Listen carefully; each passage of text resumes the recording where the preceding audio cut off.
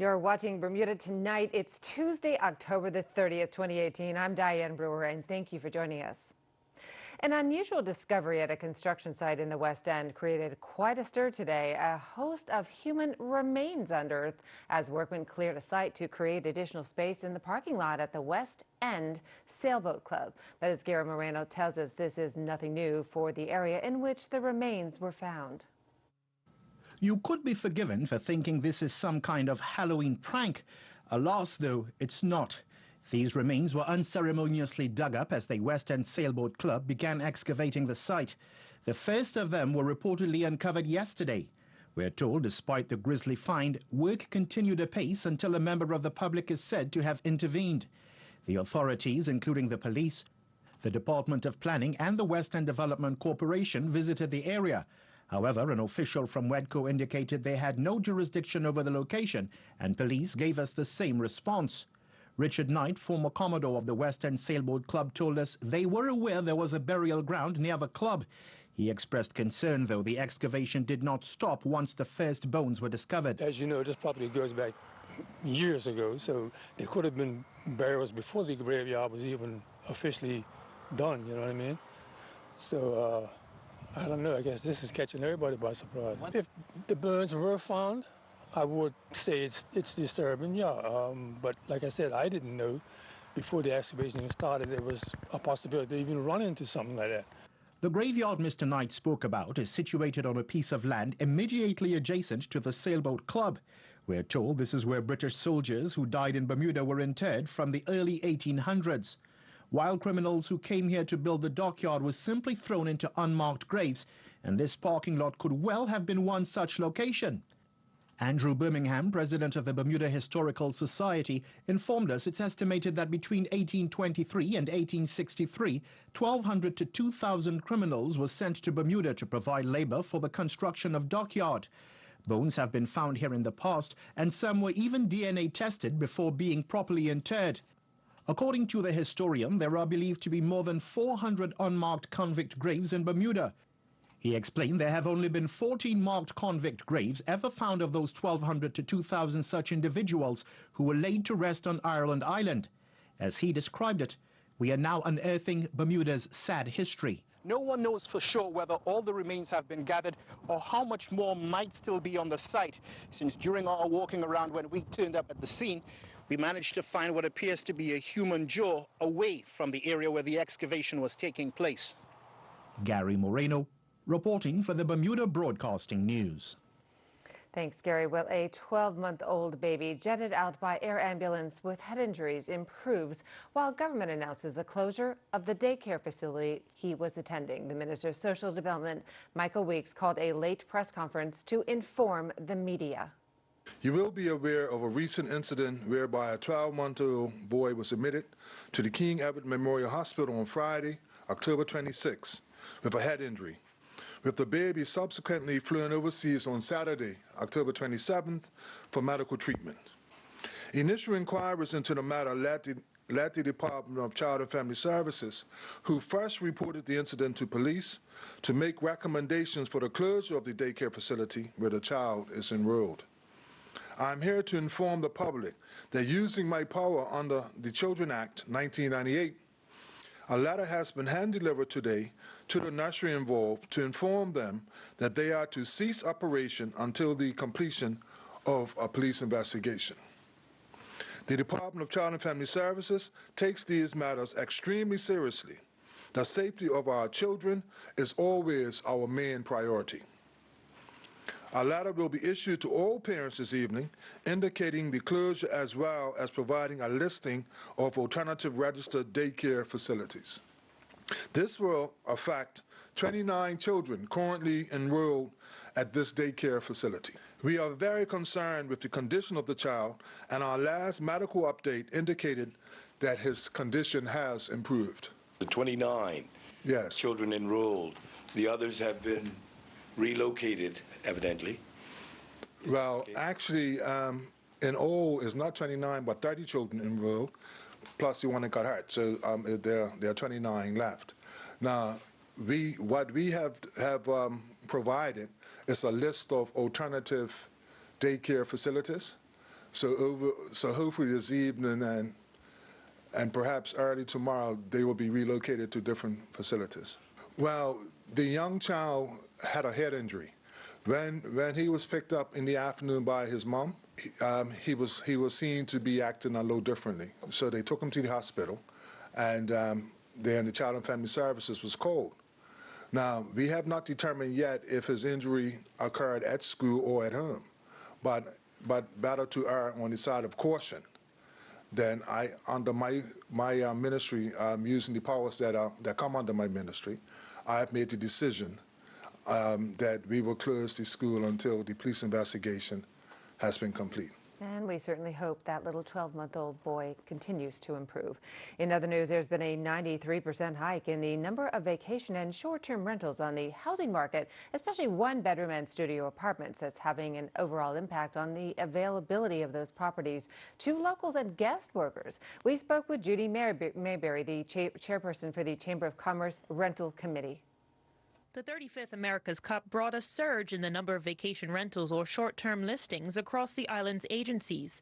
By July this year, 420 active listings went up to 600, based on figures supplied to the Rental Committee by Airbnb and the Bermuda Tourism Authority. To give you an idea of the increase in vacation rentals effective 2017, it's been an increase of 93% of active listings year over year.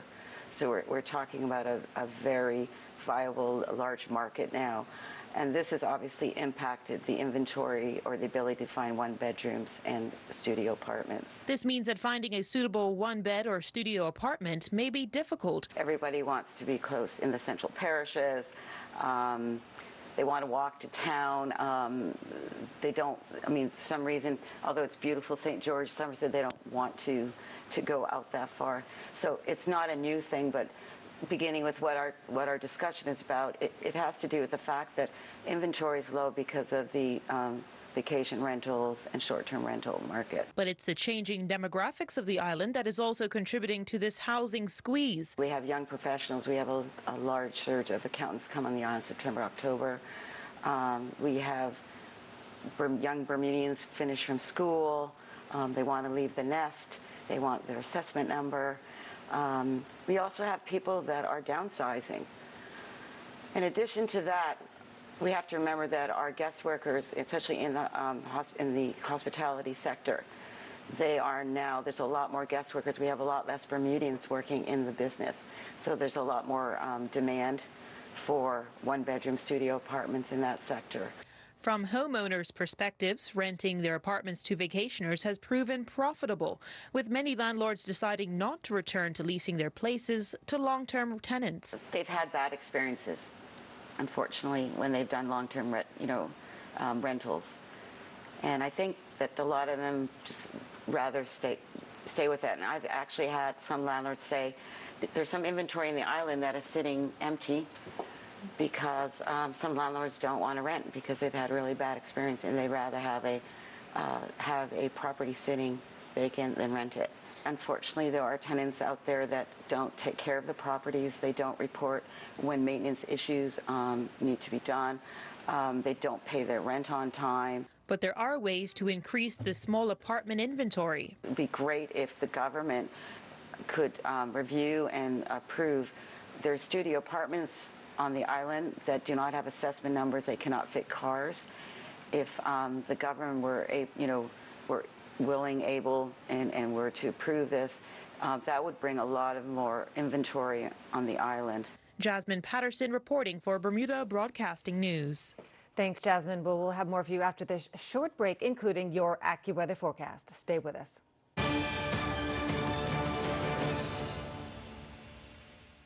Bermudians use U.S. Express at mailboxes to ship their online shopping because it's up to 80% cheaper than regular couriers. They're always willing to help. They're willing to go above and beyond. They've helped me many times with packages to help me with invoicing and all sorts. So I love mailboxes. Easy, convenient, and fast. The people are fantastic. Sign up for a U.S. Express account at www.mailboxesunlimited.com today. You can count on us. Save $1.70 on value-pack fresh Purdue chicken thighs with drumsticks, only $1.99 per pound. Butternut, acorn, or spaghetti squash, just $1.99 per pound. Only 99 cents for select varieties of 6-ounce Yoplait yogurt. Juicy savings of $1.16 on ShopRite apple juice. $3.19 for a 64-ounce bottle. Charmin Ultra Strong or soft toilet tissue. $5.19 for a 4-pack roll. Visit our website at www.marketplace.bm for more exciting flyer specials. You can count on us. From the very beginning, it was always our singular focus to do whatever it takes, use every possible resource to fight cancer, and never lose sight of the patients we're fighting for. Our cancer treatment specialists share the same vision. Experts from all over the world working closely together to deliver truly personalized cancer care. And these are the specialists we're proud to call our own. Expert medicine works here. Learn more at cancercenter.com. Appointments available now.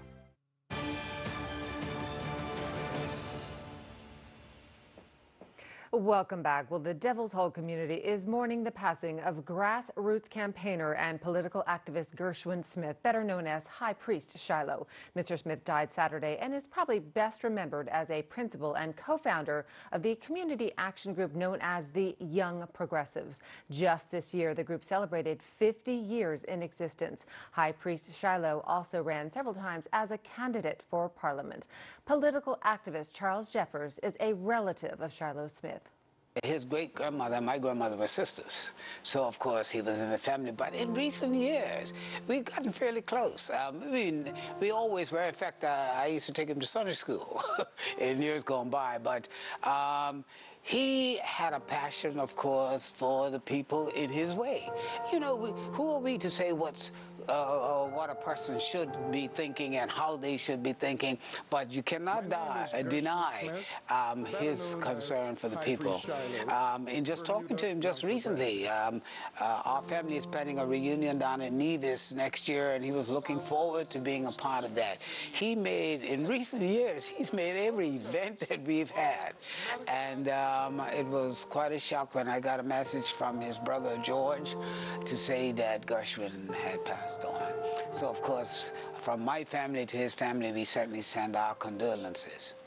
Bermudians are also today mourning the death of former Cup match player Kenny Paul, who passed away at the age of 85, and our sincerest condolences to the family and friends of Mr. Smith and Mr. Paul. The Ministry of Public Works has shown off 5 of its recruits to its electrical and engineering section, who are all Bermudians, calling their journey and training success stories. Public Works Minister David Birch held up the men as examples of what can be accomplished with the help of government. As you will readily see, there are 5 success stories standing before you today, a testament to both the training regime within the ministry, but also the personal interest that is taken by the chief engineer in their recruitment and development.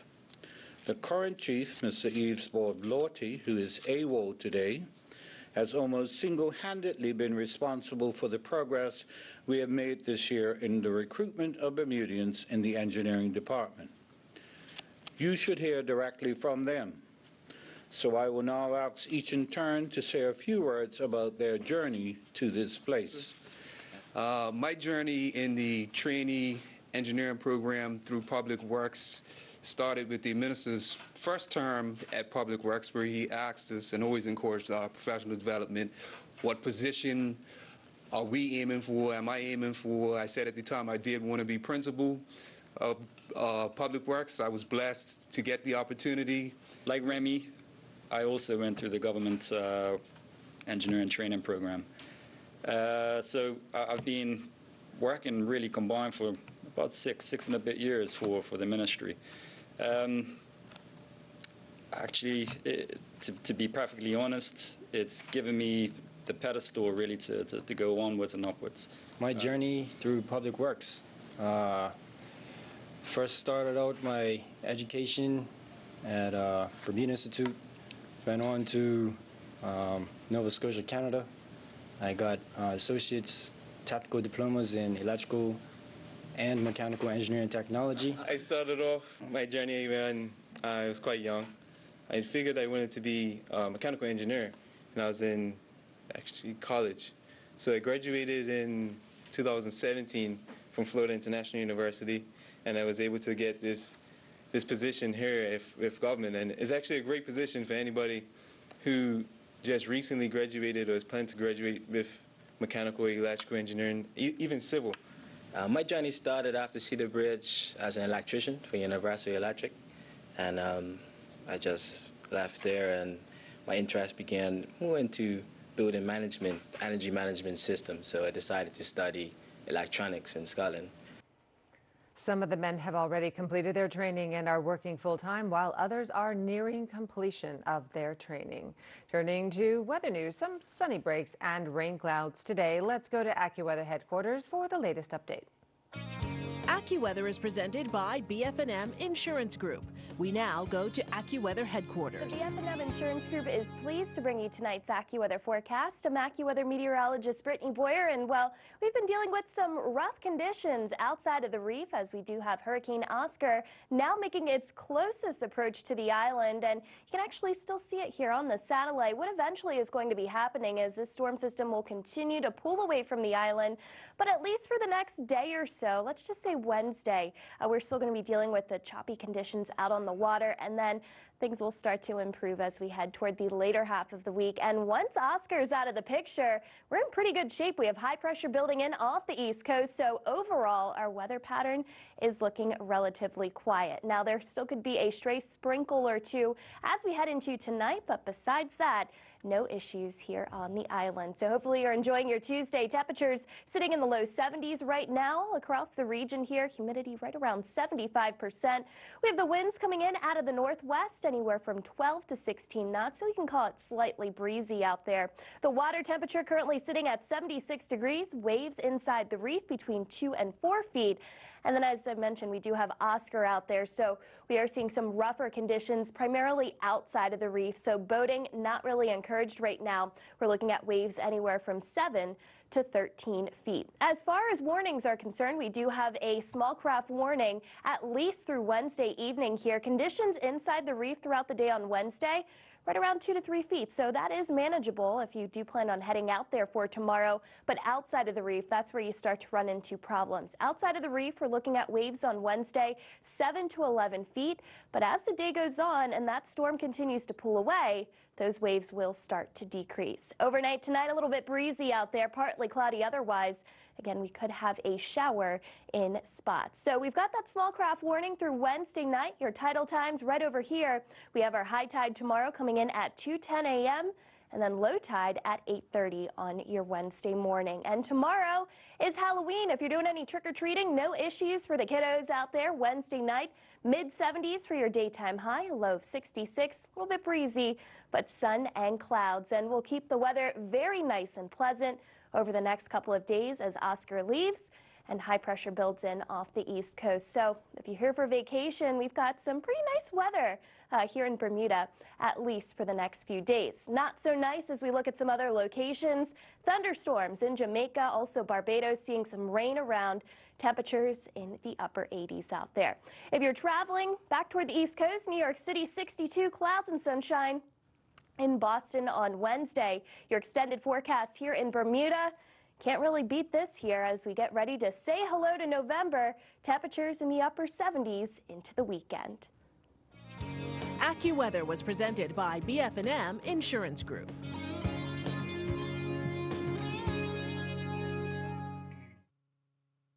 It's hurricane season. Here are some tips from BF&M. Before a storm, make sure you have a family plan. Stock up on food and water and protect your home. Board up and make sure your insurance policies are up to date.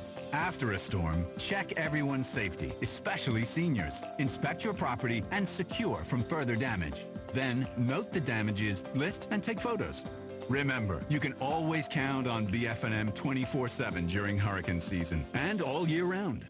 At Big Savings Zone, we believe your children deserve a happy space to call their own, full of color and excitement, where their imagination can take flight from fun to functional. We have a delightful selection of kids' furniture built with the same quality that you've come to know and trust at our everyday low prices. Create a room that your little ones will love, only at Big Savings Zone. Open Tuesday through Saturday, 9 a.m. to 7 p.m. Located in the Commercial Park, Southside, St. David's. Call 297-4440 or click BigSavingZone.com. Big Savings Zone, making your house a home.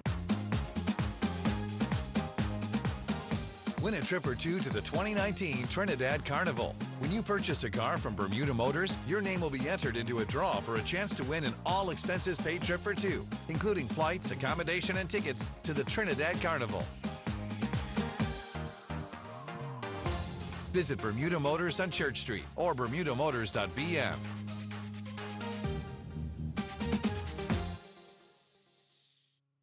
It is time to fall back, Bermuda. Daylight savings time comes to an end this weekend, so before you head off to bed on Saturday, be sure to set your clocks and your watches back by 1 hour. The official time change is Sunday morning at 2 a.m. So think of the seasons and fall back.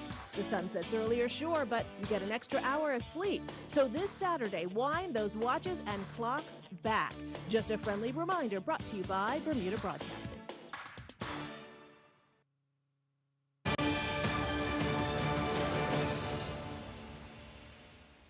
The Bermuda Police Service is showing its support for those in the community affected by breast and testicular cancer by partnering with students of Cedar Bridge Academy and Noble Automotive Limited, who redesigned a car with a splash of, you guessed it, pink.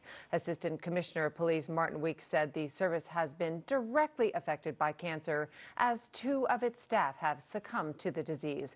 PC Linnell Williams, whose friend and colleague passed away last year, explains how the idea came about. Having been overseas and seeing how other jurisdictions acknowledge breast cancer awareness, when I returned to Bermuda, I suggested to my supervisors that we do something to bring awareness to the wider community and to humanize us as police officers in the Bermuda Police Service. So we partnered with students from Cedar Bridge, Noble Auto, Mr. Fernando Oliveira, and Autobahn Accessories, Mr. Brian Bennett, and they graciously donated their time and services to allow us to bring this project to fruition. Having lost 2 of our colleagues, as Mr. Weeks said, it hits home for me, definitely, and for all of us when it comes to breast cancer awareness, and having it being the beginning of men's health awareness, and we do have male officers affected by that as well, we decided to highlight that with this project. And the newly painted car will be unveiled at noon tomorrow, Wednesday, at City Hall. Well, still to come, Earl Basin will have all the latest sports news in just a few minutes. We'll be right back.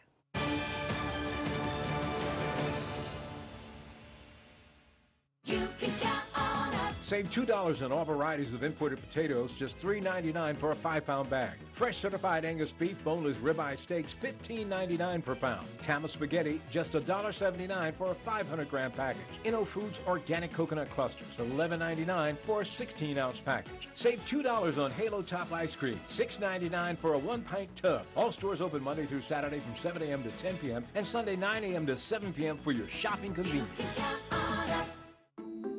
We are the voices. You are with the captain. It's Mr. Midday. 12 new major news. The big station. The morning show. Your number one song. The Faces. You're watching Bermuda Tonight. This is exactly what you're talking about. What an upset it was. The Storytellers. They are actually using the pepper spray. Police are aware of this theory. The water is 3,500 meters deep. The tax climbs up to 12.5%. The window on our community. We bring you the best in U.S. television entertainment and the greatest sporting events in the world. A brilliant performance from Duffy. We are the island's only Bermudian-owned broadcaster of both television and radio. With the only TV channels that are available over the air in beautiful high definition, completely free. We are always expanding. We are always innovating. And most important, we're always your station. This is Bermuda Broadcasting.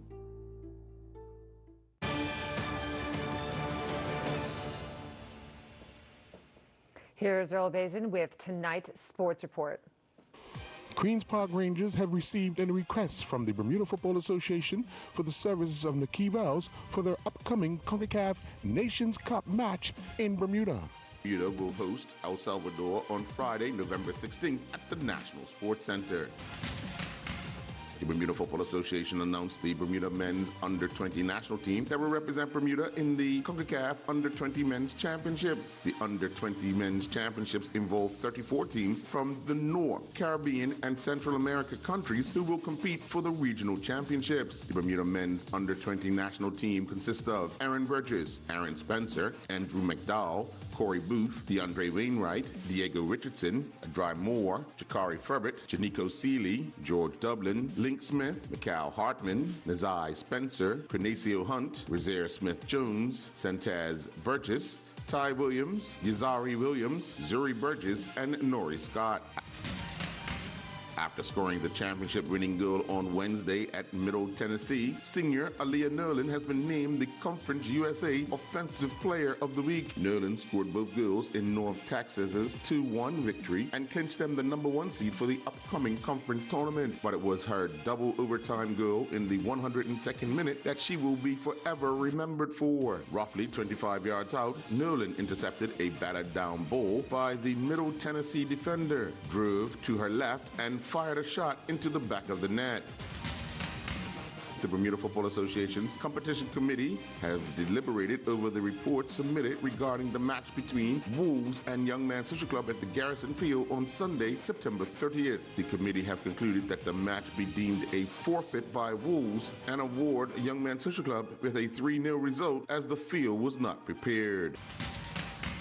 7 members of the Harbour Gold Squad traveled to Canada to focus on training and team building in Ontario, Canada. The swimmers finished with an impressive show at the Gus Ryder Memorial Cup Invitational. The Harbour team consists of Allison Shearer, Lindsay Shearer, Finn Mosley, Maisha Sharif, Caitlin Coleman, Giada Dudley Pun, and Brandon Akins. They captured a total of 25 medals, 15 were gold, 7 silver, and 3 were bronze. The team also accomplished 31 personal best in 38 swims. Allison, Shearer, and Mosley set the tone early in the meet when each of them made significant improvements to their personal best, capturing gold in the 100-meter freestyle events, posting times of 57.01 and 101.52 respectively. The afternoon session on day 1 brought outstanding swims from Adkins, dropping almost 5 seconds in the 200-meter freestyle swimming to a personal best time of 2:17.40. Dudley Pun swam to gold in a personal best time of 35.99 in the 50-meter breaststroke. Coleman swimming a personal best time of 41.08 in the 50-meter butterfly, and Sharif also swam a personal best time of 2:26.44 during the 200-meter freestyle. Day 2 brought more excitement to the pool when Sharif captured gold in the 11 to 12 girls 100-meter freestyle in a time of 1:06.39. Allison Shearer captured another gold in the girls 15 and over 200-meter freestyle with a personal best time of 2:18.09. Mosley swam to gold in the 13 to 14 boys 50-meter backstroke in a personal best time of 30.83. The meet finished with the 50-meter freestyle, where Harbour swimmers took gold in several age groups. All achieved personal best times in this event. Tyler Smith competed in his last triathlon race of the season in Ecuador. Smith was in a large lead pack of some 30-plus off the bike and put in a solid performance on the run to finish 18th out of 67 international triathletes, clocking a time of 54.06. Smith was clocked at 9:10 over the swim course before clocking 27.37 on the bike course. He would then close out with a run course time of 15.58.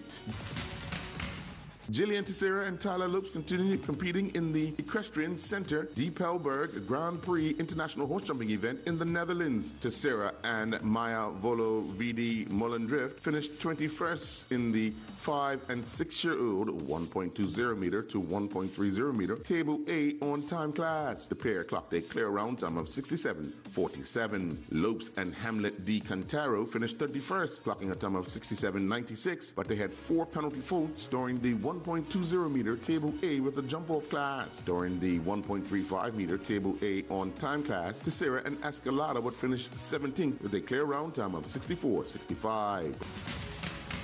Bermuda Carifta Games athlete Brianna Mendez represented McGill University at the provincial RSEQ cross-country championships in Montreal. Mendez finished 26th overall out of 89 competitors in the ladies field, clocking a time of 32:10.6. Mendez and her teammates finished in second place overall. I'm Earl Baisden with Bermuda Broadcasting Sports. Thank you, Earl. Well, that's our newscast on this Tuesday evening. I'm Diane Brewer. Thank you for joining us. Have a wonderful evening. Good night.